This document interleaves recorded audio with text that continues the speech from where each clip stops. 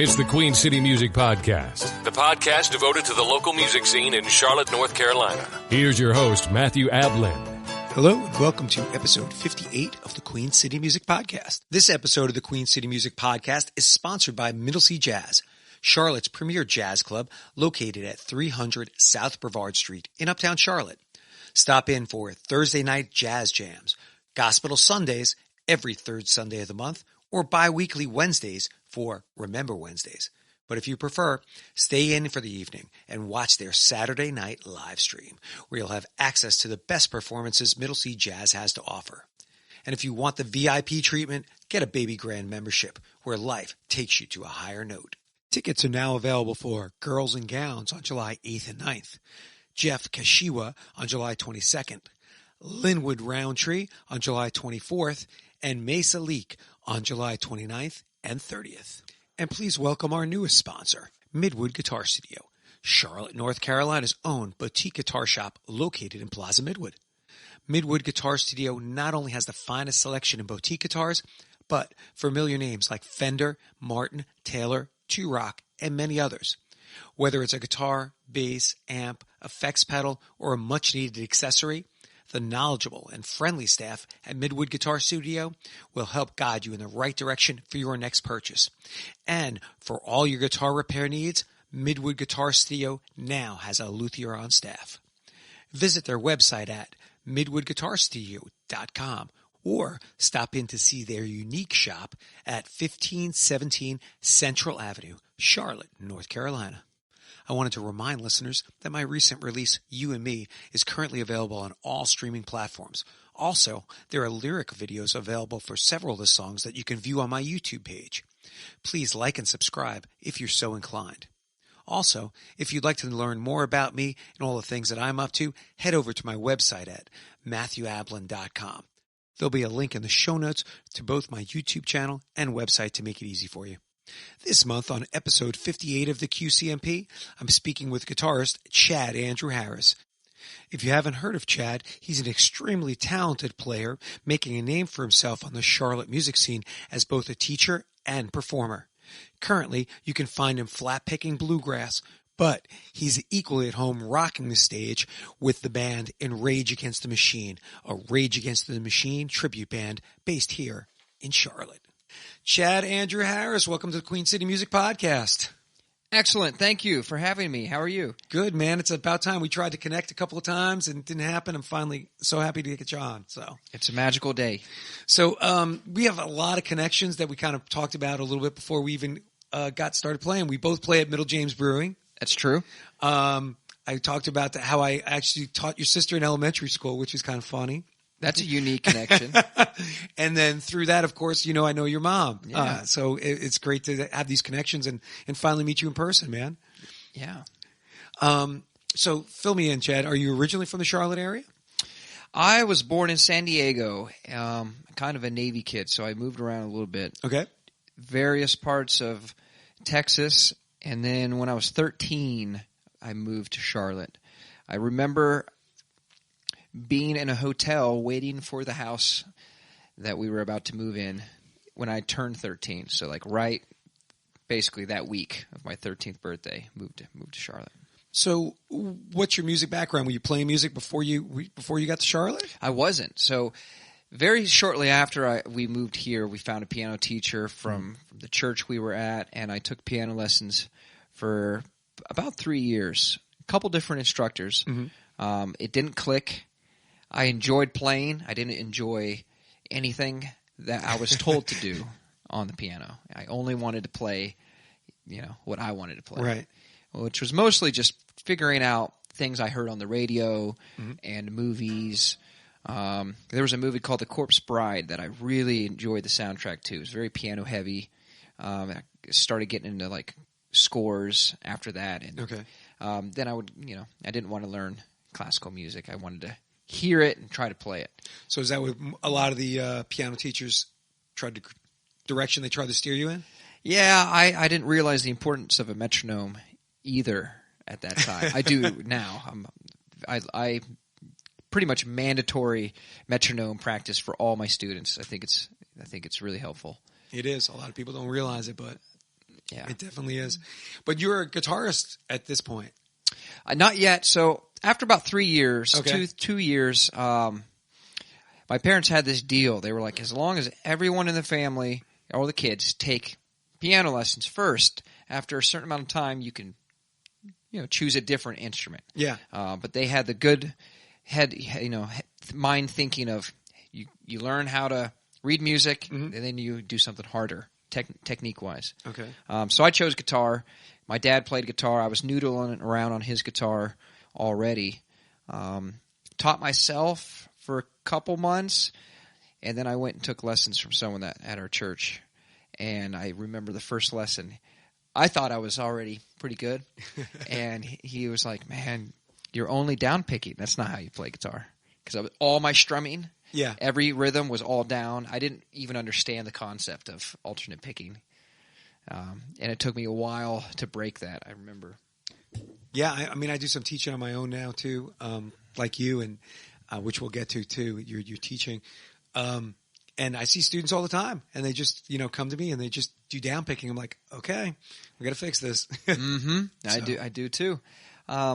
Couple years of lessons. I took lessons from a gentleman named Gary Ward at Music 49, and at the time it was in Davis Lake area, like W.T. Harris. Okay. Now they've relocated to Harrisburg.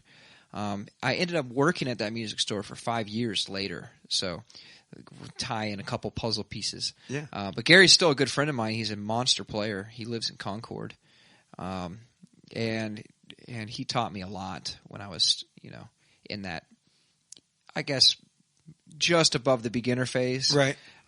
He's the one that was like, you got to listen to Guthrie Govan, these new shredders, Nick Johnston, Joe Satriani, Steve Vai, all the fun stuff. Alan Holdsworth, Al Di Meola. Like, I got really heavy into like the fusion, right, the weird stuff. That's great stuff to listen to. I mean, just for the technical aspect of it, and it's a different type of it's a different type of musical thought process involved in it. Like, it's not as it's a different kind of feel. Like, if you could listen to blues, and I think that's overtly like, I feel it.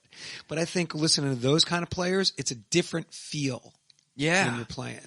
I almost feel like there was something in me that wanted to run away from all of the feeling that was in music. Like, if I listened to music and it made me feel some way, I would immediately be like, I don't want to listen to that. So it was more of, I want to listen to calculated math, logic, no feeling. Like, that was really my direction early on. Wow. And it probably ties into, not wanting, of course, like, I was raised in a pretty strict religious background. And I was like, I want to play metal, rock and roll. I wanted to play the opposite of all. Yeah, I wanted to play stuff my dad hated. Like, I just did. That's every kid, though. It is. It is. When you're growing up, and if music's a great outlet for it, it keeps you occupied. So, but what was your musical journey then when you started getting into that style? What styles did you get into at first? So were you playing metal? I started with kind of pop, because at the time, like, my friends were all listening to Green Day, and that was it wasn't that hard to learn. Yeah. So I remember Boulevard of Broken Dreams being like the first song I could play well. And, I was like, yeah, G, C, D, E minor, A major in there, C in the chord. Yeah. And then once that became too easy, like almost like I'm learning a song and I'm like, oh, this is just G again. I kind of got into metal and, went like, what's harder to play? I was a big Avenged Sevenfold fan. Like, that was probably my favorite band as a teenager. Sweet. I got the books for the tabs. Didn't play any of them correctly, but I had fun trying. And because the tabs were wrong, or because you were just I didn't really know how to read tabs at that time that well, and I couldn't play the parts as fast as the songs. Yeah. But that led into the jazz world, because I kept wanting to be like, okay, what's, you play enough metal after a time, you're like, okay, this is again some of the same stuff. So I would think, okay, what's new, what's different, and then that went into the fusion world. At the same time, I was also playing acoustic in youth group at the church. Okay, and developing, playing with other people. at that time. But you've got I first came to know your name around town from the blues stuff that you were doing, because you were playing with the Blue Herons. Mm-hmm. And then later just, following a little bit of what you've been doing just with bluegrass stuff. So how did you start to make that swing into doing blues? You were saying you were all into technical music, but then you got into this, like what I was call almost overtly emotional kind of stuff as in blues. What's There's a cool story here about that. So there was a certain point where, I just wanted to be the best player. Like it was all I cared about, and I was doing all that, and I don't even remember what it was, but at some point it just hit me. It was like, you're not going to be able to do this. You could do everything you want to do every single day. Yeah. And you are never going to achieve the level that Guthrie Govan is at. Like he's just the god. And he was that good, it's almost something like you're born with. To be that good, you have to have the whole thing. Right. You got to have just like an almost autistic brain to be that good. Right. Like how does someone that's not blind play as well as like a blind player that's played his whole life? Right. You almost have to just be blind to get to that level, like the extreme levels of prodigy. Can I tell you a quick story? Yeah, go for it. All right, so Guthrie plays with this band, the Aristocrats. Yeah. All right. So I recognize, I'm not a crazy person. I recognize these guys are insanely talented players. Mm-hmm. No doubt about it. They blow my doors off any day of the week. Him, Marco Miniman, and the bass player, just all incredible players. Yeah. So I went to see them a few years back when they were on tour. First hour, I was like, okay, this is great. I got bored. After that first hour, I was like, it is not changing.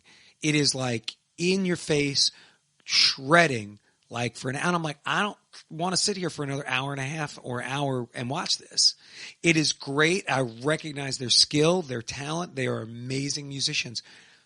That type of music doesn't speak to me. Yeah, I think that is I've shared by a lot of people that experience. By any chance, did you see him at Tremont? Was that his Tremont show? Because I was at that show, and I was enthralled the entire time. Every single song, I was like, this is insane. And I just kept just going, I can't believe I'm witnessing what I think is impossible. Yeah. Like every song, I was just blown away. They were all my buddy, actually, that I went with, he stuck around and got pictures with the guys. And, I did too, and I was like, yeah, dude, I just, Yeah, everyone has their thing. Yeah, for sure. And it could be just me hearkening back in my head to when I studied classical guitar, like the perfection and the amount of work that goes into, getting. And I was just like, I'm just done with that. Yeah, like that's not where I'm at. My head is at that point. So definitely. So I have the realization I can't be Guthrie Govan. It's impossible. Right. And there was a guy that I started getting into that just changed my whole direction musically, and it was Gary Clark Jr. And I saw his video of Bright Lights where he goes to Crossroads. The quick background is no one knows who he is. Right. Eric Clapton is asking people that he knows, like, what's a blues artist we could get to come to Crossroads that, like, is new, like on the scene, like just starting. Yeah. And someone mentioned his name. And so he gets there and he gets like, a small set, like 4 songs, and just crushes it. No one knows who he is. And that's some of the best blues playing I've ever seen on video is this show. And it totally changed my life. And I was like, I can do that. Like what he's doing, I can do that. Yeah. And then I started to play what he was playing, and I was like, man, this is so easy, but I'm playing the same notes, but I don't sound like that. Like, what has he got? And it was all feel, and I kind of just was like, okay, maybe I need to revisit what it means to actually play with feeling. And at that time, I wasn't playing with feeling. I didn't understand that. I was all about like finding the perfect technique. Right. So Gary Clark Jr., man, he totally changed how I play. That's great. Because he's such an emotive player with his phrasing. I played a blues show at Cabarrus Brewery this past weekend on Friday, and we actually opened with 3 Gary Clark Jr. songs. Sweet. In the first 3 songs of the first set. And it was kind of by accident, but so many of the songs that I have that I enjoy playing are either his stuff or covers of him playing stuff. So he really influenced me a lot. Have you checked out, and it's funny to see this new wave of blues rock players. I mean, Gary Clark Jr. being one of them, but Chris Stone Kingfish I saw recently. Yeah. He was amazing. He's phenomenal. And one of my favorites actually in that whole thing is Eric Gales. He's my top. He's not new, but he is that guy just deserves all the success he gets. He's not new, but he's the best. Yeah. I think he is. I think he holds the top blues player. Yeah, I mean, he could be tied for Joe Bonamassa, I suppose. They're different, though. So different. Like, the thing I would say, and I love Joe Bonamassa. I think he's great. Joe, for me, is a guy who is basically taking 60s and 70s blues rock and saying, here, it's the 21st century. I'm giving it back to you. And for him, I feel like he is super more technique-based than emotive. And Eric Gales is like, he's got all of himself into every note he plays. It's amazing. And he doesn't sound like anybody else. Like, you can listen to Joe, and I'm not slagging him. He's great. I love him. But I can hear a lick and go, that comes from Crossroads. Yeah. Like, I've heard that lick For sure. before. Or, oh, here's the cascading notes. Oh, that's Eric, what's his name? Oh, my gosh. Eric Johnson? Yeah, that's Eric Johnson's deal. You know, I don't hear that in Eric Gales' playing. Eric Gales just plays like Eric Gales. Yes. It's incredible. Yes. I watched a rig rundown with Corey Wong from... I love Corey Wong. Have you listened to Wong Notes? Oh, yeah. Awesome. I love it. That's my jam these days, too. Corey Wong said, anytime I hear Eric Gales play, it's a spiritual experience for me. And I was like, that's exactly how I feel. He's phenomenal. I will say this. This is the only bad thing, and it's nothing on Eric Gales. It's much to his success. I first got to see him at the Blind Tiger up in Greensboro. Mm-hmm. When I first went to go see him, there was maybe 25 people in the audience. And over the couple of years that I went to see him, more and more people started to go. And the last time I got to see him play, he was playing at the Neighborhood Theater a couple of years ago before COVID. Mm-hmm. And it was not as enjoyable because there were so many people there. And I had saw him at the Double Door before the Double Door closed. And literally, I was this close to him, watching him play. Like, I was right at the stage watching him play. And I was like, I don't think I could have a better experience seeing Eric Gales play than this. Yeah. Like, that's phenomenal. Boom. In the near future here, I don't want to count my chickens before they hatch, but I know some people who know him very well, and I think I'm going to jam with them. So I'll let you know when that happens. That would be fantastic. But there's a guy named Eric Gale. Mm-hmm. I've heard that name. Who he's a guitar builder, and he built the guitar that Eric Gales is using right now. He's been using since like February or March. Mm-hmm. That's got the crown on the actual guitar. Okay. Like wood engraved into it. Mm-hmm.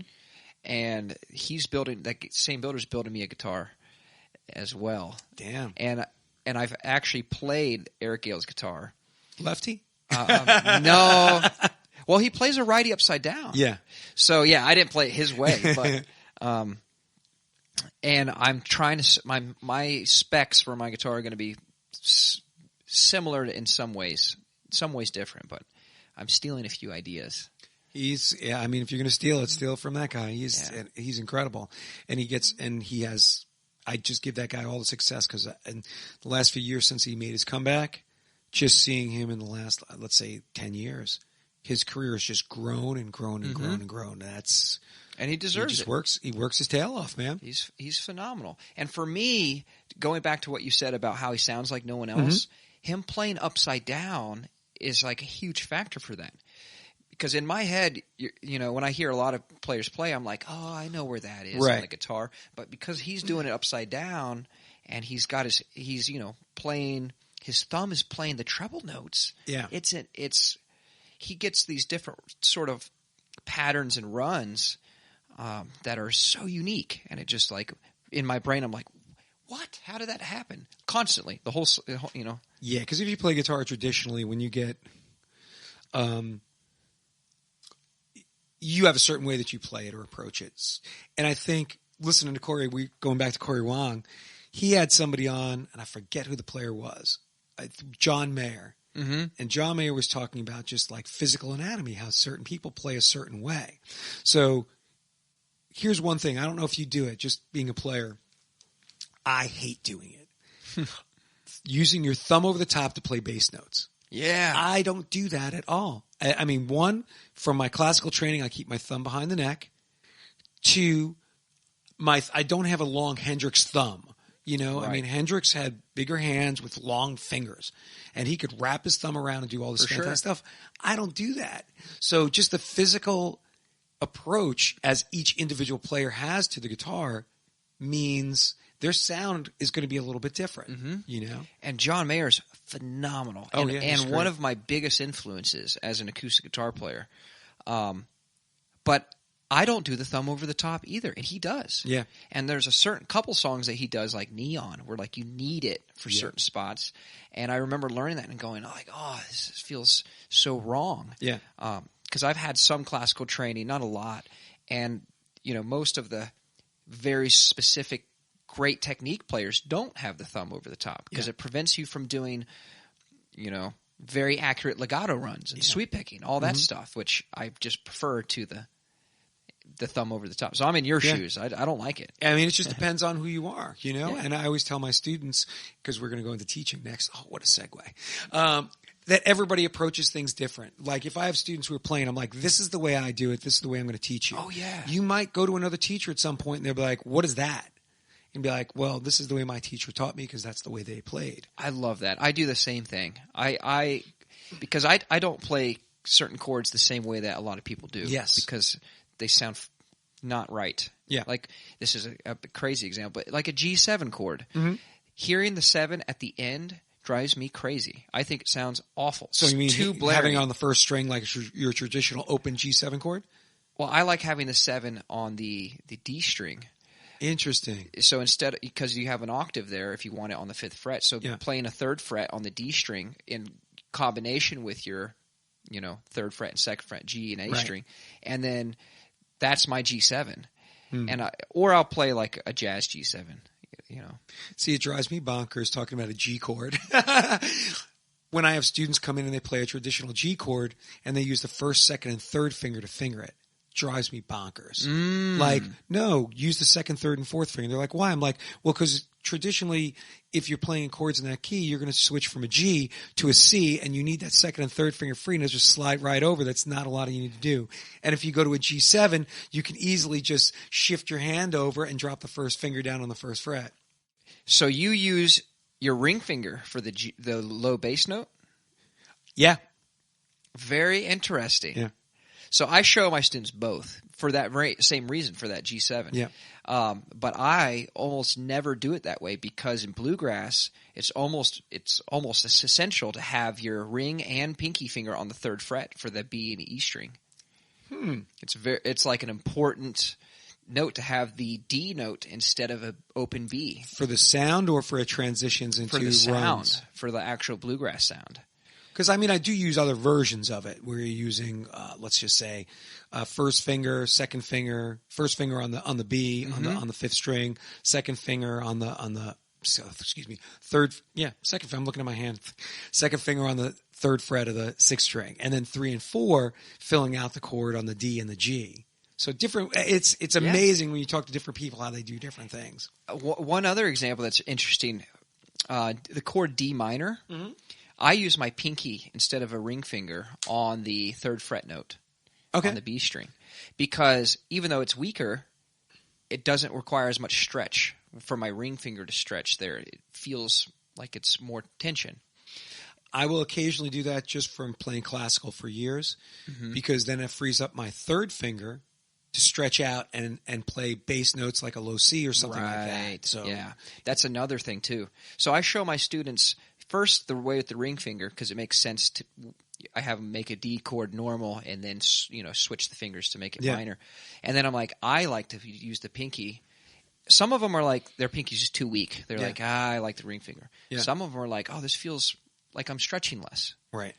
So talking about teaching, since we were into it, you teach with a buddy of mine, Mike Rossi. I do. At Mike's studios down in Matthews. I do. How long have you been working for Mike down there? I started with him early August, late July last year. So it's been about a year. Yeah.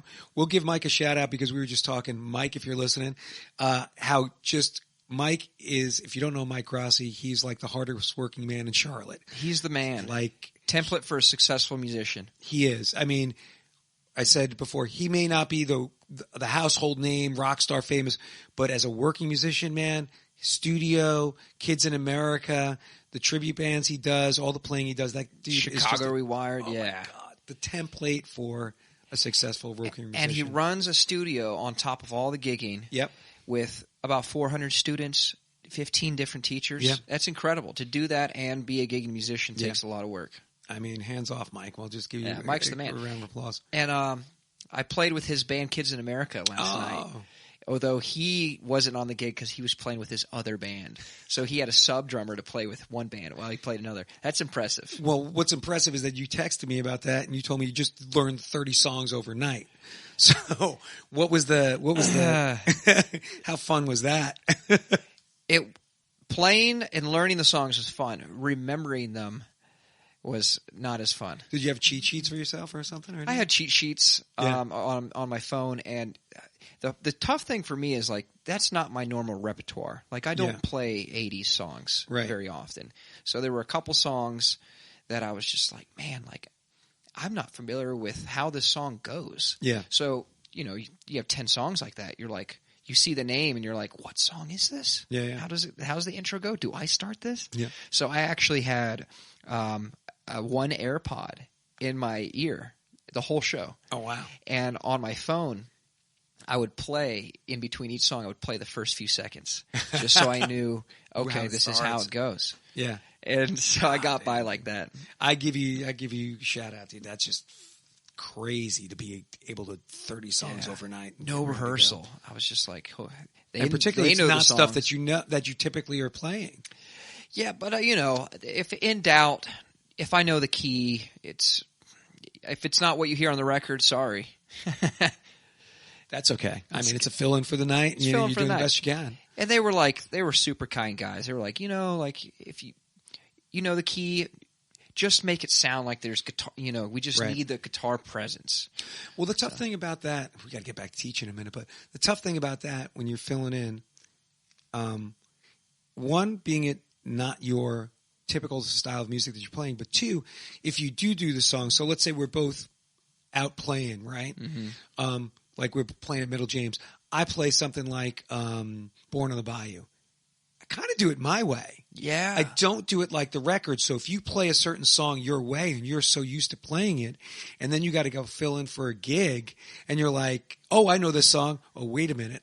I don't do it exactly like the record like these guys do. That could be a detriment to your learning process, And I'll say this because this is a huge factor. Almost every single song, like 90%, were in a different key than I learned them in. Oh, so crap. I had to transpose almost everything I learned that night. Oh. And I was like, oh, you got to be kidding me. Like multiple keys difference, some of them. Wow. Oh, that's just because of the singers and stuff. Yeah. Oh, man. That's crazy. It was fun. All right, hold on. We're gonna get back to teaching. Back to teaching, yeah. So how long have you been teaching, man? What's your I guess I started in 2014, 8 years. Wow, okay. Yeah. I started working at a place called Piedmont School of Music and Dance, right off, not too far from here. It's, I want to say Prosperity, I know where it is. Prosperity Church Road, right? Yeah. It's been a while since I've been down that way. Yeah. But I taught there for 2 full years. Okay. And then I kind of transitioned into I took a tiny bit of time off. I was teaching a lot there, like 5 days a week, like Monday, Tuesday, Wednesday, Thursday, and then Saturdays. So that was a lot. I didn't want to do that again. So then I went to Lanty Music in Indian Trail. Okay. I taught there for 2 or 3 years and had 3 days there. I enjoyed that. So is it something you're really digging? Do you really like the teaching? I love teaching. Or is it, Yeah. for a lot of musicians, it is a necessity for an income stream. Oh, yeah. I realized, okay, there's not a lot of jobs a musician can make $30 plus an hour other than teaching. Yeah. Like, do I want to work at Guitar Center for half of that an hour on the high? Yeah. So it was originally a financial decision to teach. Mm-hmm. And, you get to have a guitar in your hands. Yeah. But I stay very busy because I teach piano at a high level, guitar at a high level, and I also teach violin and drums. God dang. So, and I've got a couple voice students that I don't consider myself a great voice instructor, but I took lessons for a couple years from a woman named Diane Thornton, who retired from Davidson College, teaching there. Incredible opera-trained singer, teacher, 50-plus years experience teaching. Wow. And I have 2 years of notes from her, and I'm like, doesn't get better than this. What she gave me is like the rock solid that I use. Wow. But I tell everyone, like, at a certain level, like, you need to go to someone like her. So you're just teaching multiple stuff. That's how many students you average a week that you're teaching? It's rare that I'm below 40. Wow. Typically. Even like right now in the summer, it's a low around that number. Do you have to have a waiting list sometimes? People trying to get into your studio? Recently, I've had a lot of people call Mike asking for me. A lot of people on my saying, "Hey, we saw this week I taught one new student, and they were like, we've seen your Instagram, and we've been following you for a while. We're so excited to meet you in person." Like they were like fans. There you go. Like, wow, cool. You're outperforming a lot. I am. So. Mm-hmm. With teaching, let's just talk guitar. Forget about the other instruments. Yeah, who needs them? Well, it's the thing I'm most familiar with. I mean, I taught other instruments too, but I'd rather just focus on guitar for a second. What's your approach? I mean, how do you structure things? So just a quick example. So when I'm teaching, the thing I started to do when I was at a certain point, I figured out for myself teaching, and it was late. I always feel bad because the people who started studying with me when I was a kid, early on, didn't get the knowledge that I have now of teaching. Whereas I have a whole structure that the kids are be learning. So whether it be starting little kids, I have a whole system of how I teach them. And then even with kids as they progress, like I have a series of songs. So through this series of songs, you're going to learn all these different techniques, everything from shuffle rhythms to playing 12-bar blues and all this kind of thing. Do you have a system that you like to teach, or do you take it strictly as on a one-on-one basis with the kids? I kind of do. I don't have as much of a specific repertoire of songs per se that I like to say, okay, we're going to do this. But I do have that for techniques and introductions into theory, and the very beginning is very simple. I really like breaking down just 2 chords and just really focusing on A minor and E major, because all you're doing is moving that shape, a string. Yeah. And I really stress rhythm early on. And I have a lot of friends who teach that don't do this, which is fine. But from the first lesson, I start strum patterns, because that's where I see most musicians fail, like on a regular basis. Like all the time I look at people and they're strumming, and I'm like, they're not maintaining that perfect, always keeping the windmill going. Like that's your metronome. Your arm is your metronome. Yeah. And if kids get that when they are transitioning between their first 2 chords, they get anything. Yeah. I have a lot of guitar students come in that can play very technically proficient stuff, but they can't keep time for 2 chords. Seriously. The majority. Wow. The majority. The rhythm's not encouraged as much early on as I think it should be. So I stress the rhythm aspects the most. So I wouldn't consider myself a great rhythm player. Let's just say a Corey Wong. Yeah. But I mean, I learned a long time ago, strumming is really important. There was a guy I used to go see back in New York. Give him a shout out because I was just looking for him. I can't find him anymore. Paul Zuno. And Paul would play in the bar, solo acoustic, and he was just a great rhythm player and a singer too. He used to actually play with Wilson Pickett back in the day and toured around the world with him. And I picked up, he was such an influence on my strumming. I was like, dude, I got to be able to play like this. Mm-hmm. So it is definitely an important aspect that is neglected, I think. I tell kids all the time, I'm like, you can go and learn every chord ever that exists on the internet without me. You don't need me to learn chords.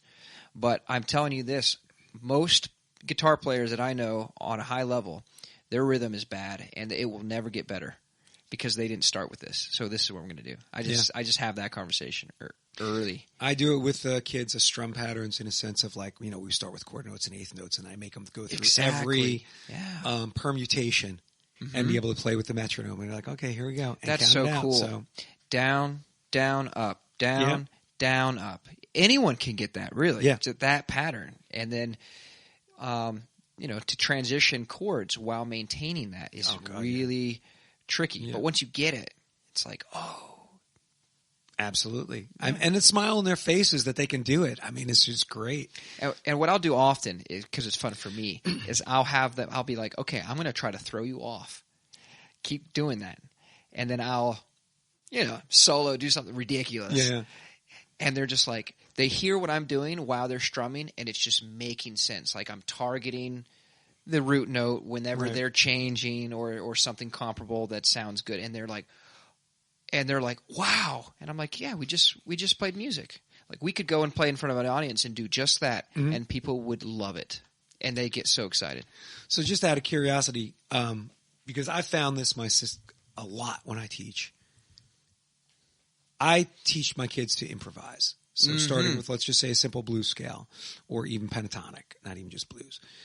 And the thing that I run into today, when I was younger, that's all we wanted to do. We wanted to learn how to solo. We wanted to play like Jimmy Page and Jeff Beck and Clapton, all these great players.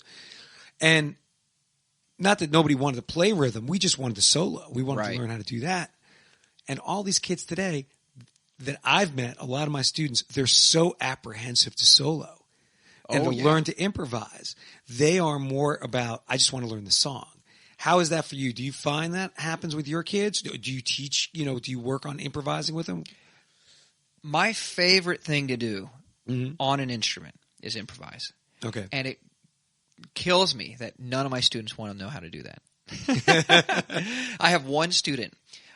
He runs another podcast actually called The Doug Wise Show. Okay. That I've was on a few months ago. Very cool guy. He's a stand-up comedian. His name is Mike Speenberg. Do you know him? I don't know him personally, but I know his wife. Okay. Because I used to teach her daughter, Chloe, guitar. Wow, that's way fantastic. Back in the day. Look at that, connections all over the place. Man. Incredible. So Mike Speenberg is one of my students, and I've been teaching him since the fall. Yeah. And he came to me, and he was like, man, I want to learn guitar for my stand-up gig. I used to have a guy, and I want to do it on my own. He's not wanting to do it anymore. And after a month or two, he was like, man, I don't even care about having this on my show. Like, this is awesome. I just want to be a better player. I want to learn how to improvise and solo. And what we'll do is oftentimes I'll just name a key, I'll play a progression, and he'll improvise. He's gotten pretty good. Like he's really, we learned all along the Watchtower, like that progression. Yeah. And that's a really fun one because it's very predictable. I have to show you the way I play it at my acoustic group. I throw in a flamenco beginning to it. Oh, cool. Very cool. So yeah, he's like my one student that's like always so excited to just learn new ways on how to create. And I've recently been showing him, okay, you have your pentatonic scale. Yeah. You have your A minor or your minor scale in the pentatonic. Yeah. What's the difference between a Dorian mode and a regular minor? It's only one note. Right. It's major 6. How do we know when to use that note? When to make it, So we're getting a little bit more complicated now. Nice. Which is fun. I love that stuff. So let's jump into your performing. Cool. So you have been, that was just a hard segue, wasn't it? That wasn't terrible. Sorry. So just performing, man, you perform with the Blue Herons. Tell me about this group, because I know you were doing that, and that's how I started to get to know your name a little bit. Cool. So the Blue Herons, I participated in lots of different bands in the early 20s of my life. Okay. Original, some were long-lived, some were short-lived. But at a certain point, I wanted to just have a band that was mine. Right. It was, like if anyone doesn't fall in line, they're fired, So, I wanted to have the responsibility of my own band. And so I called it Chad Andrew Harris and the Blue Herons. And I was like, whoever the Blue Herons are, they will just, be They're a your flock backup group. They flock of birds. They, different bird this time. Yeah. And originally we formed in order to compete in this blues competition. Right. Because I had a friend of mine, Flynn, who was on the board there, and he was like, man, every year he kept telling me, you got to go compete, man. You would win. The board? You mean the Blues Society? Yeah, the Charlotte Blues Society. Yes. They're the ones that did the event. Yes. Or the competition. I had one of the presidents on, Amy Sparza? Oh, Mary. Mary Sparza. Yeah, Mary was on a couple of years ago. Yeah, awesome. On the podcast. She's awesome. She's very cool. She's been very supportive in my musical journey, and she helps a lot of younger musicians kind of find their route. Yeah. So we did that. This was 2019. Okay. We won the competition, and whoever wins gets to go to Memphis and compete in the international blues competition. You get a ticket to go there. And we competed there, and we didn't do as well as I wanted to. We didn't make it past the first round. Wow. It was 3 rounds. What was the competition like? There was 200-something bands, Yeah. and the top 40 make the cut for the first round. So it wasn't like we were terrible. Right. We just weren't out of 200 bands. We weren't in the top quarter. Sure. Which hurt me because I put a ton of time into making this perfect. Yeah. And I went in there thinking, I'm probably not going to win, but if I just made it past the first round, man, I'm going to feel so good. And I didn't. So after that happened the same time I heard Billy Strings. Mm-hmm. The competition was in February, and I saw Billy Strings Valentine's Day, 2 weeks later. And he blew my mind completely, and that's when I started going into the bluegrass world. But the Blue Herons, I still do shows here and there because they're fun. It's blues. Right.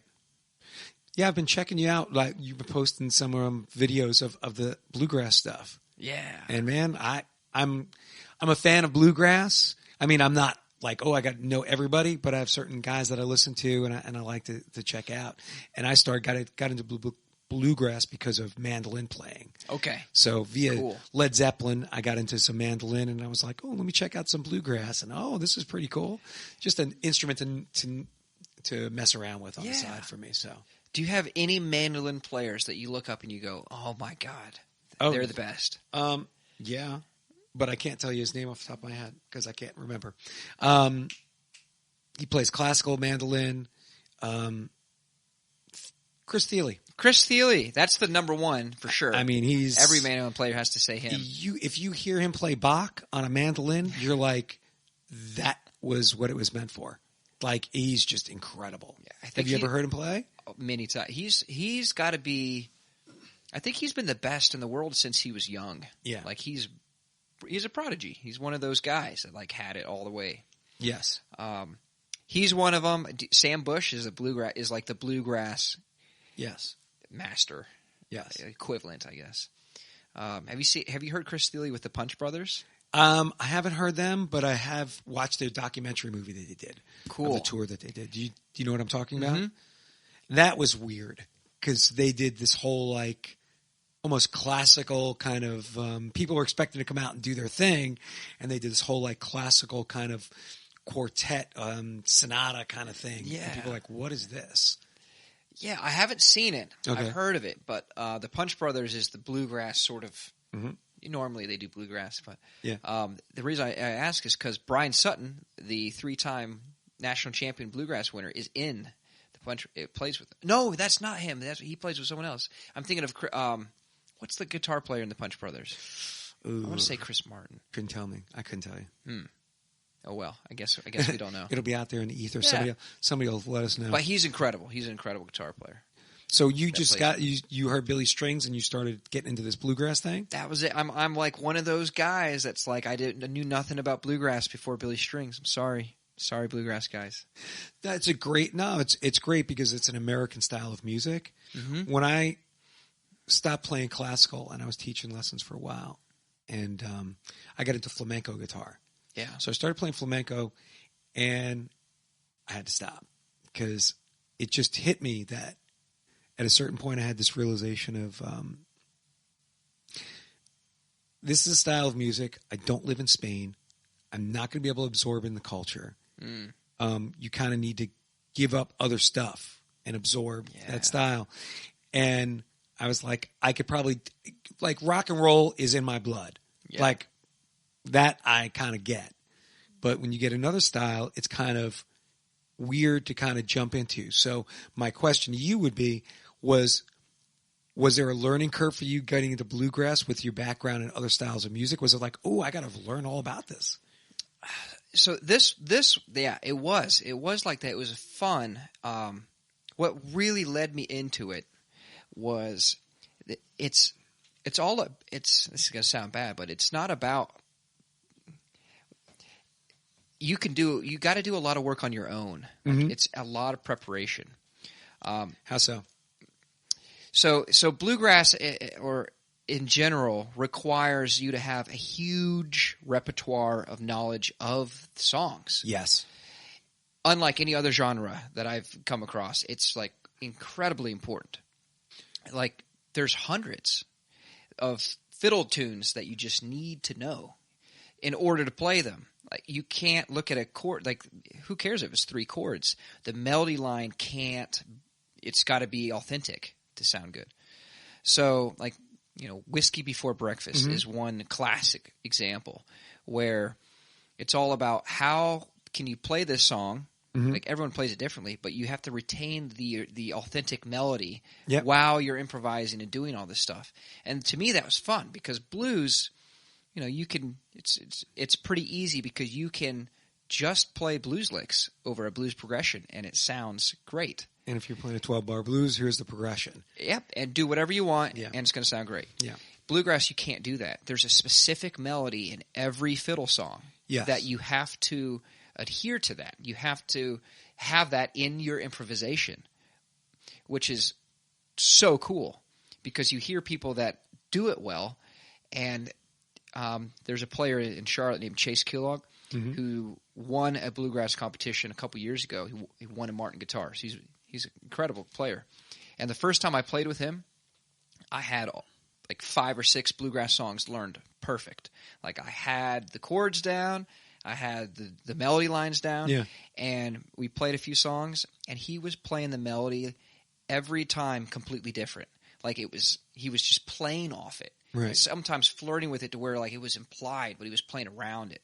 And it just blew I was like, oh my God, like I'm just playing the same melody every time I have a solo. Yeah. I was like changing 1 or 2 notes here and there, and I was like, I got to go back to the drawing board here and learn how to, at a high speed, be able to just play off the melody. It's a completely different thing. Yeah. So there's so much preparation that's involved in. You got to know so much. Not technical facility too for bluegrass is that's too really high because those guys don't play. There's slow tunes, but like most of the time, you think of bluegrass, you think of like cooking. Like fast tempo. And Chase told me the other day, he was like, the bluegrass players that really, that it looks easy to them. Yeah. They were doing this when they were kids. They were, the Appalachian kids that grew up playing on the porch every day with their dad. Billy is one of those kids. Like that's how he got so good. He and his dad played every night.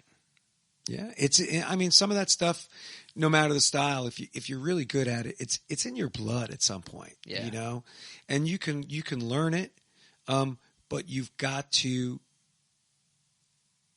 live and breathe it for a bit. And like I was talking about flamenco earlier, so I have a friend of mine that I went to school with for classical guitar. The guy was already an amazing guitar player, but at some point he stopped playing classical.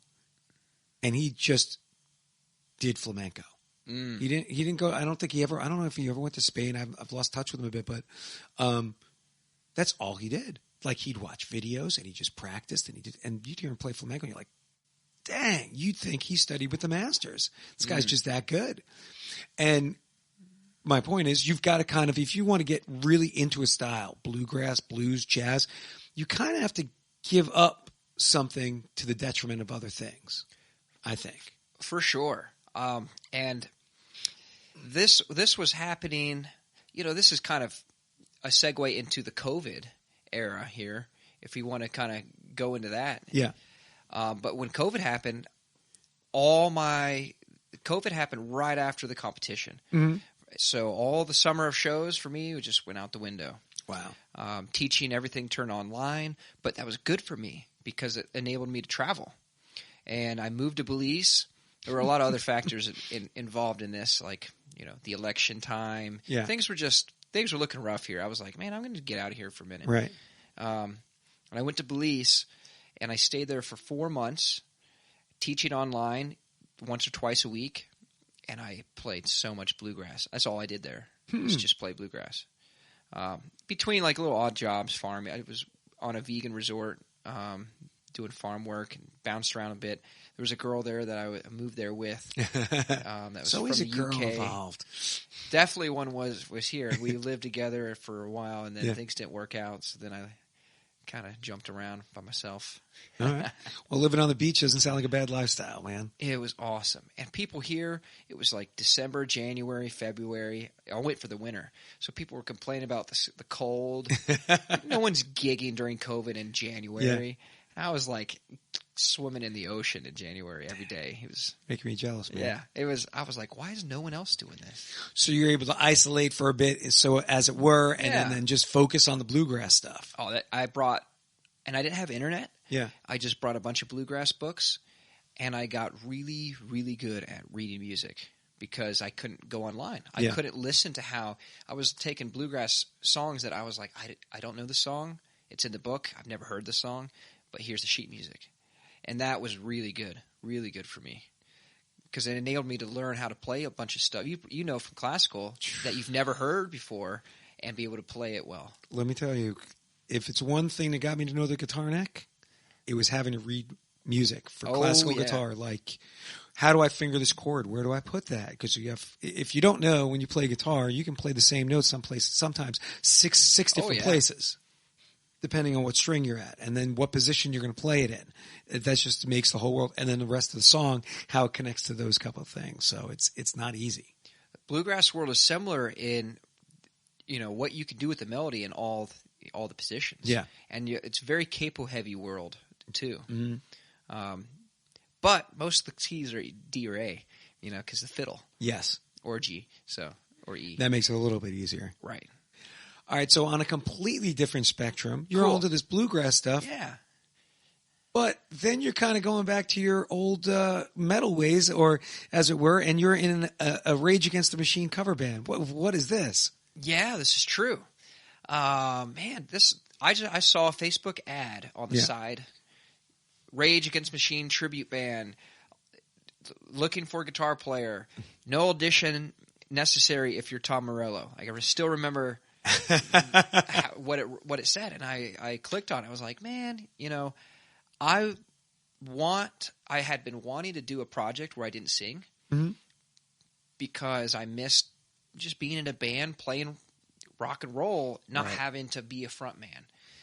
Being a front man is a lot of work for not just singing, playing, but for the Blue Herons, like I memorize all the lyrics. I put together songs. I do the transitions. I put together the set list. I buy the PA speakers. I just spent a lot of money upgrading my sound recently to RCF speakers. Exactly. You know what I'm talking about. Yeah. RCF speakers are not cheap. They're like the QSC rival. Mm-hmm. And, so I put all the money, way more time. I book the shows. I market. I do all that. I was like, man, I would like to just show up and play a gig, as a guitar player. I miss those days. So the Rage Against the Machine opportunity, I love that music. Right. I was in an original band called Gonzo that was similar. Mm-hmm. Funk, hard-driven rock, like Red Hot Chili Peppers meets Rage Against the Machine. Right. So I auditioned. I said, why not? They told me to send them. They gave me a list of some songs. They were like, send us a video of you playing these exactly like the recording. Same sound, same everything. And I did, and it took me about a week to get it right. And then they called me in. I auditioned, and then they called me back. I auditioned again. They auditioned a couple other guys, and I won. Sweet. I got the gig. How long have you been doing that with them? Since December. We did our first show at Boatyard Eats. Okay. Early January, like a trial run show for me. And then we did Tally Ho Theater in Virginia, which was huge for the next one. And after that, I was like, all right. So first question I have about being in a tribute band like that. Yeah. When you're going out and learning all these songs, are you going to get in a tab book? And so it's a little easier, to learn the songs, or are you sitting down and trying to figure all this stuff out by ear? Because Tom Morello, he's a good guitar player and he uses a lot of strange techniques too. I looked at both. Yeah. Not a single tab for a single song was the right tab of what he's playing. Not even close. Wow. Like, it was bad how off everything was. There were a couple videos of him showing how to do certain parts. Mm-hmm. And there was one guy on YouTube who had a cover of like every Rage song. Yeah. And he's in a Rage tribute on the West Coast in California, I believe. Okay. And he was close on most of them. He was very close on most of them. There were a couple that he wasn't as close on, but most of them he was pretty close. So I used him for some of them, but mostly it was totally by ear and just like God bless you. And watching his live videos for stuff. Yeah, because that's having those books these days is kind of nice, but the only downfall of that is we fail to develop our ear to what people are doing, which is kind of a thing. I remember watching a video. I don't know if you ever heard of the guitar player. His name is Randy Jackson. He was in a band called Zebra back in New York. Prague's almost rock band. They were pretty big when I was a kid. And he talked about one time he was trying to learn a Led Zeppelin song. And Page had used all this different tuning for it. He used the DAD-GAD tuning for it. And he learned how to do this, but he didn't know at the time that he had to change the tuning like Page did. So he came up with his own thing of how to play all this, or I think maybe even his own tuning. Mm-hmm. And that brings into a bit of your uniqueness, even if you aren't looking to become, even if you aren't looking to change what somebody else is doing, you discover all these things figuring it out by ear. Like, how do they do that to imitate what they're doing? Yeah, and this is a secret, but there's a few parts that I do differently on purpose because it makes more sense to me. That's, you wouldn't be able to tell if you were hearing it. Yeah. But there's some things that I do that are like not exactly how he does it. But I know how he does it, and I'm like, I'm going to do it this way.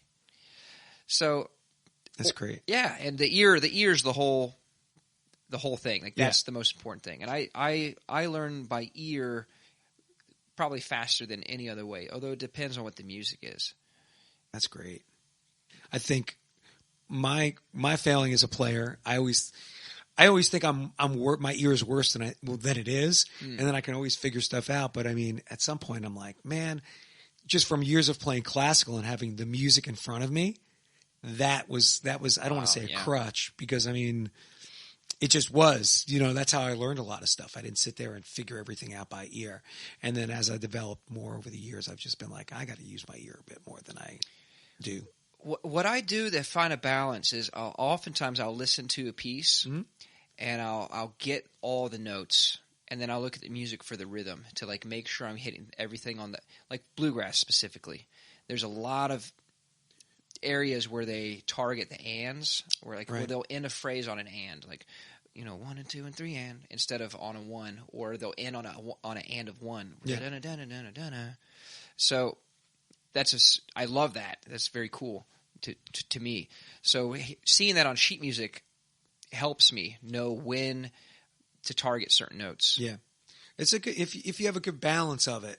I think it's helpful to be able to read. There's a lot of players who can't.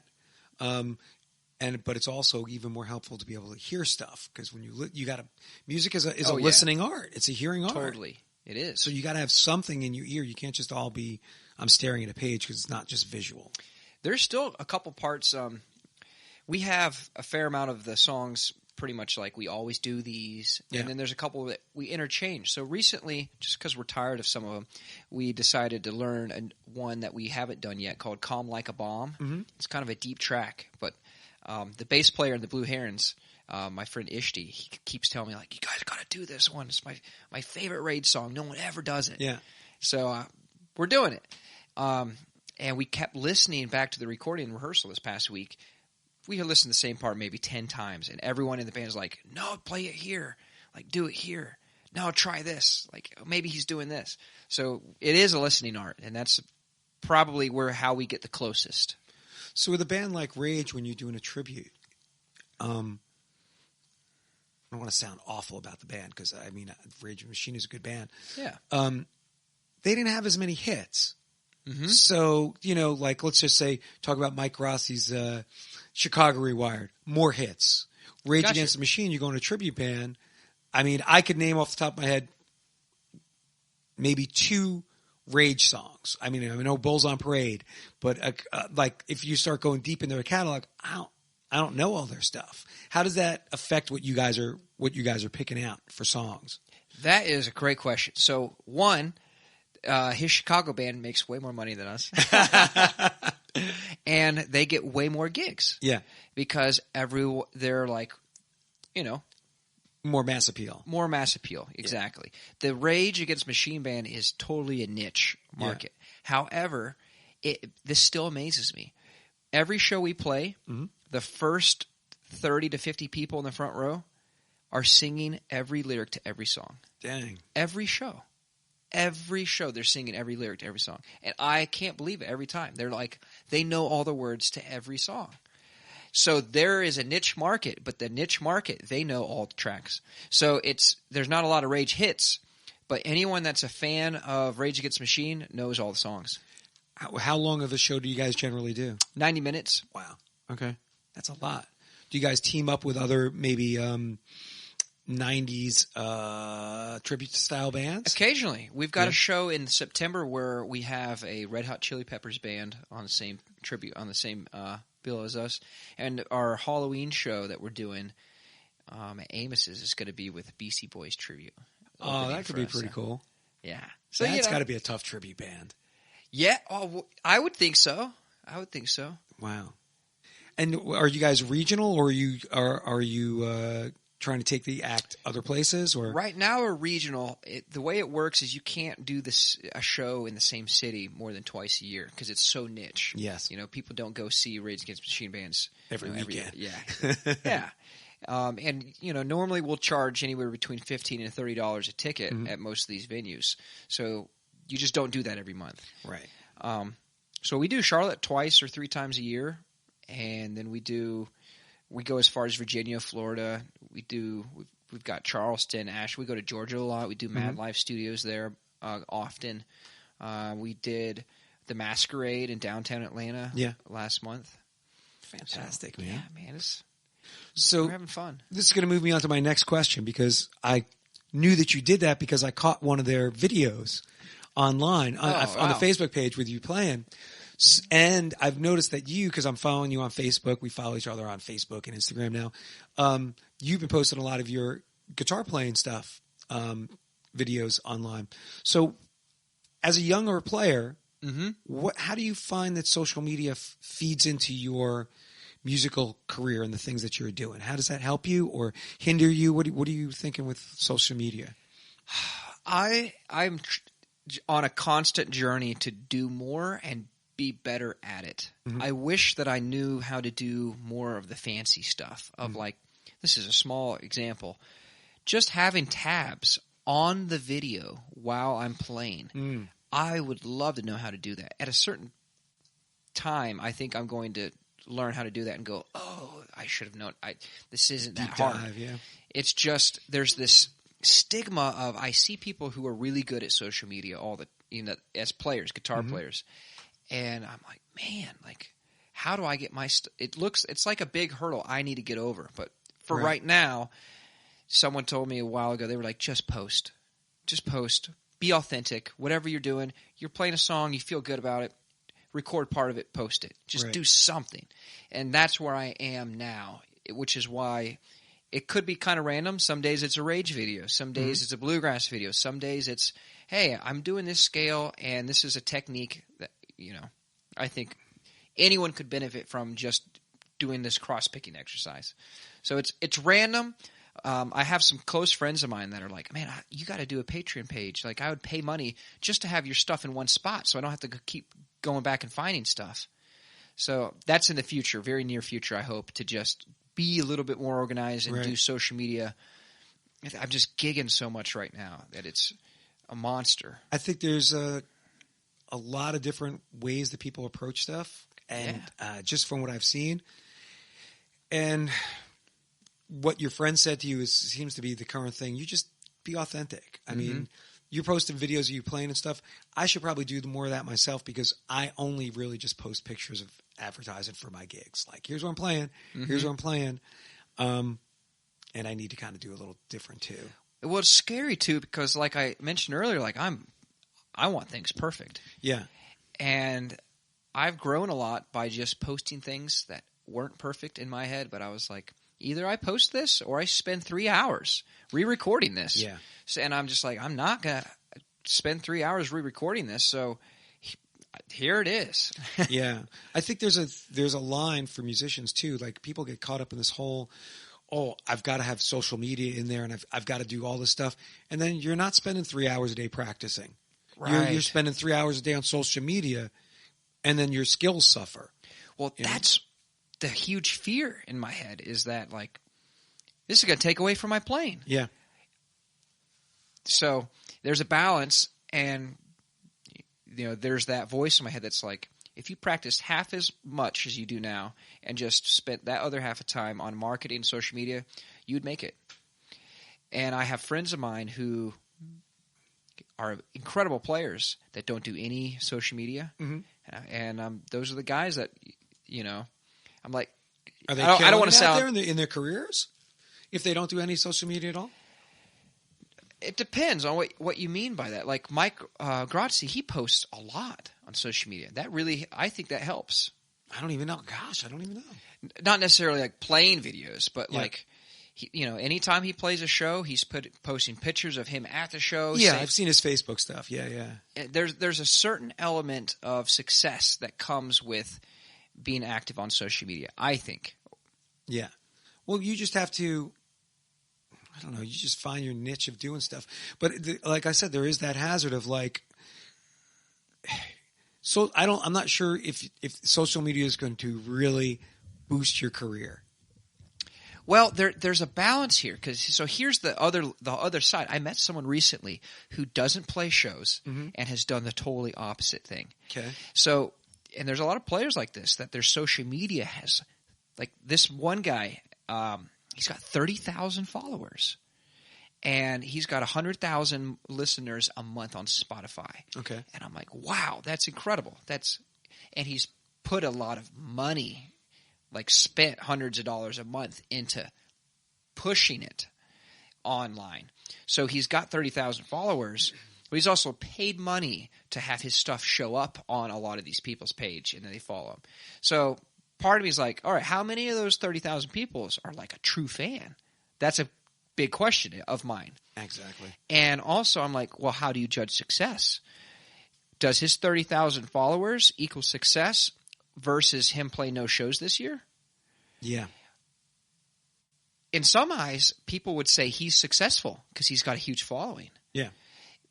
And he's lost more money than he's made by getting this following. Yeah. But where's his time to play? And so there's got to be a balance. And I think that Corey Wong and Wolfpack and a lot of these projects, Snarky Puppy, found a really good balance of making a good product on video, capturing like 30 seconds, 45 seconds clips, pushing it, and people are like, wow, that's incredible, and they follow. But then also they're monster players. They put in the time. Yeah. They do it full time. They go and they gig. So I'm starting to see myself trying to follow that model, because You know, Wolfpack sold out Madison Square Garden without a record deal. Wow. That's incredible. They sold out Madison Square Garden because they were so good at marketing themselves on social media. Yeah, but they're also playing. And also playing. You know, that's the but thing. To sell out Madison Square Garden without any company as an independent artist is incredible. But is it a chicken or an egg kind of thing? And You're right. I kind of lean towards the social media has a place because it's advertising essentially. But if they weren't good and they weren't performing shows, so like the social media might have gotten somebody out to see their show, and they get to the show and they're like, "Man, these guys are great. I've got to go." You know what I mean? And that's the way it works, because I'm not sure if just being social media famous is going to bring you enough money. And for example, like there's a rock star, Sebastian Bach. He plays with, he's played with another band. Anyway, he was big in the 80s, and he talked about one time how he had a million followers on Facebook, but yet he put out a new album and he couldn't get 10,000 sales. Yeah. So he's like, what does this actually mean? And that's the question. It's like, that's the question. Is it advertisement? You know, is it a component to develop fans? So I think there's a point you've got to walk that fine line. I don't think you could I don't think as a musician you can quote unquote make it being social media famous. I agree. And that's the thing. This is why this is kind of a funny thing. Who gets called to play a show last minute? Yeah. The guy that's got 30,000 followers, or the guy that's like, he's a player. He gigs. He's a known quantity in the area. There's only a certain amount of players that can learn a 30-song set and then just do it. Yeah.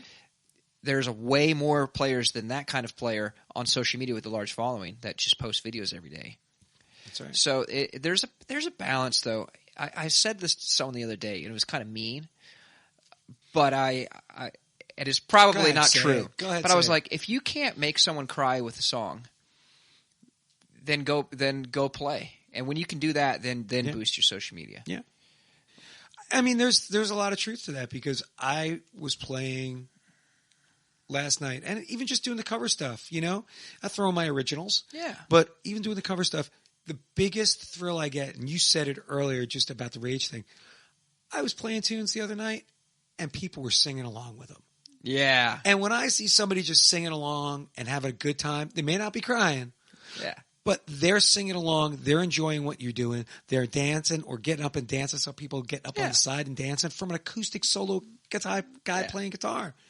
I'm doing my job, and people are enjoying themselves. And not every song calls for tears. I'm exaggerative in that. But basically what I mean by that is, if you aren't making someone that's a listener feel what you're doing, what's the point? Which is, if I could tell my old self that over and over again, I would. I'm gonna say it right now. Chad, in the past, you got to feel it, man. You got to feel it. You're just starting to feel it finally, but you should have been doing this a long time ago. It is about. Yeah. I mean, music makes people move. That's why you have all these nostalgic acts, these tribute acts, because people forge this connection with that music when they were younger, that emotional connection.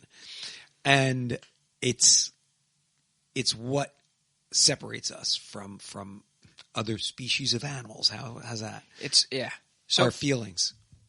I would say I am in the process of finding that balance. That's with a lot of things in life, around the music, balancing teaching, balancing social media, playing, practicing.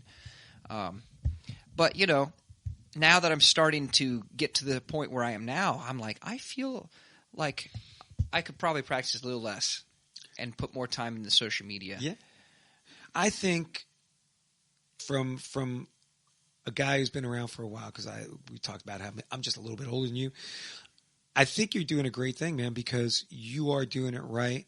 You put your time into playing, and you've got multiple streams of income. Right. And you've learned a lot of different lessons. You've been a band leader in the blues band that you were doing. You're doing a tribute thing, so you're learning how that kind of circuit works, and teaching and doing. I mean, just being a musician today, you have to have multiple streams of income. Right. And then hopefully all these things that you do, go to jam sessions, perform with all these groups, people get to know you in that circle. And the other component, which we talked about before we even started recording, was being a cool person. Yeah. Because you can't be a jackass. Nobody wants to play with anyone who's a jackass. And you know what? This is funny, but the guys in the Rage band picked me over the other guy because they said that I was more fun.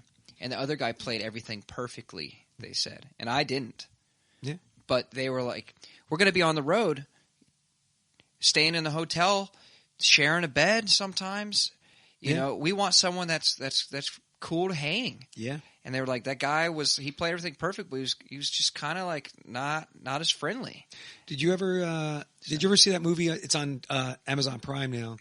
Hired Gun. No. Oh, dude, you got to watch that movie. It's all about just what we were just talking about. It's all hired gun musicians. Yeah. And they talk about how people are going on the road. And the one thing they say is they will take a lesser musician to go on the road if they're a cool hang, because nobody wants to be sitting on the road in a tour bus for 24 hours a day, be on stage with somebody they don't like. Yeah. Like, check out that movie. It's just a cool movie. They've got everybody it's from... totally like that. That's interesting that even band at that level would just be like, we'll take lesser musicians on the road because they're fun. Yeah. And it's when totally I say like that. And when I say lesser, I don't mean like they'll take some schlub on the road. Like they will take somebody who is not as technically proficient as somebody else. Right. They're like, that guy's good, but we'll use him in the studio. Yeah. Yeah. Yeah. And even in the studio, they don't want to deal with somebody like that. I've heard stories of, people playing with drummers or something like that. And they're like, yeah, this guy wants this and he's going to play it my way. And it's like, no. As a matter of fact, I say that, and Corey Wong just had on, Linda Perry. Oh. And he was talking to her and she said, yeah, I hired out this musician, this drummer, because the guy who I was recording wanted this guy on the track, and the guy came in and did his own thing. And we said, I don't want that. Well, when people hire me, they want me to do my thing. And she was like, that's great. She recorded him. She said, we didn't even use that track. We got somebody else to come play who did what I wanted him to do on the track. Yeah. You know, and that's kind of stuff that goes around, man. So I think, For sure. I can't even imagine just saying, I'm playing it my way. That's your attitude, job man. Is not to do that. Yeah. Literally, your job is you're hired for a reason. But that's why you'll be successful, because if you have that mindset, what do you need me to do? Mm-hmm. You know, we want you to do this. Great. Or if they say, be you, Chad. Cool. I'm going to do me. There's this one song that we do that I swear the guitar is.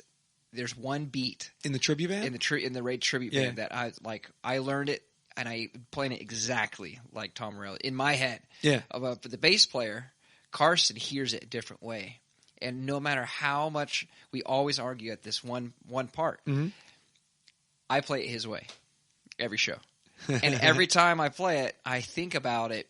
I have to really, really concentrate not to play it my way, because I've played it my way for so long. Yeah.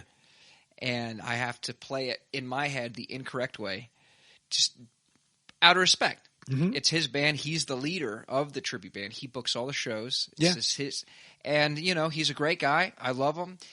Almost everything other than that one part, like, we're totally in agreement on, and I don't mind playing it his way. Yeah.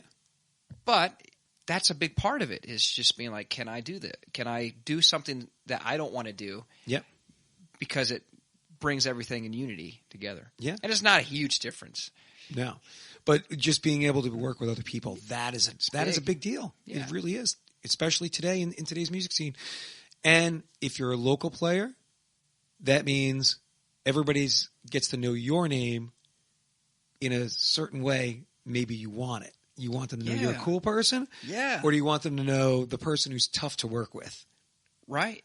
I got called for the same day I got called to do the Kids of America gig, and I agreed to do that one. I got a call from another guy to play a gig in Beach Mountain, and I was like, but that's a great thing. Yeah. That means, like, hey. That means your name gets out there. Yeah, so I feel at this point I kind of jumped into doing only music work for a living when I got back from Belize. Yeah. I've done odd, job stuff, but I think I'm at a point now where I can, fingers Just crossed, focus on the music. I don't feel like I need to do anything but music for work. I think the opportunities are all there. Like I'm doing well. That's great. At any point, I need less work. That is a good thing. Hey, Chad, as we start to close things out, if people want to find more out about Chad Andrew Harris and all the things they're up to, what are your social media handles? What's your website, email? How do we get in touch with you? I'm a big Facebook user, so Chad Andrew Harris on Facebook is great. Okay. Instagram is at Chad Andrew Harris. That's a really good one as well. Help my Instagram followers get up, man. I'm low. I just passed 1,000,000 last year, and I was like, oh, thank God. There you go. I got 1,000 followers after 7 years. It's a tough thing, man. That Instagram's a tough one. Yeah, but I know a lot of killer players who are not at that. So it's, and I know, I see the girl that I dated in Belize had 80,000. Wow. But she was I'm sure she was gorgeous. Yeah, she was. She was quite attractive and what do you call it? A social media influencer. There you go. Yeah. Oh my gosh. And do you do email if people want to shoot you an email? Yeah, ChadAndrewHarris@gmail.com. There we go. I have a ChadAndrewHarris.com that is under maintenance, so you won't find anything on there. But soon everything will be linked in one. Yeah. Well, Chad, man, it is great talking to you. Thank you for coming on, and finally, so happy we connected, man. Yeah, thank you for having me. This has been a lot of fun. I'll tell you what, I don't do this that often, but as we close things out, I usually play my theme music. You brought your guitar. Do you want to close us out with some bluegrass licks? Some bluegrass licks. What do you want? You want a song? Whatever you want to do, man. Do close us out. Well, how many seconds? Just how go. Do you want to mic it? Just play it. Throw it on that SM58. All right.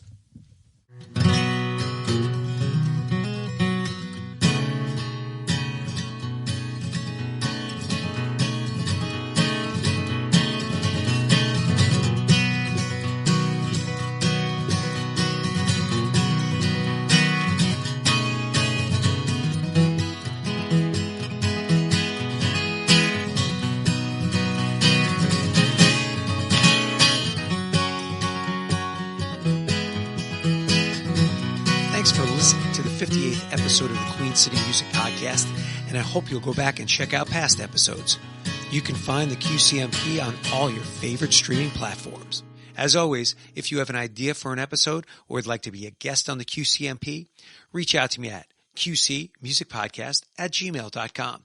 Also, check out our local partners, Records on the Wall at rexonthewall.com. Reporting from 20XX at reportingfrom20xx.wordpress.com. Queen City Live at Instagram.com/Queen City Live Music. And our newest partner, Charlotte New Music at charlottenewmusic.org. Until next month, be well and stay safe.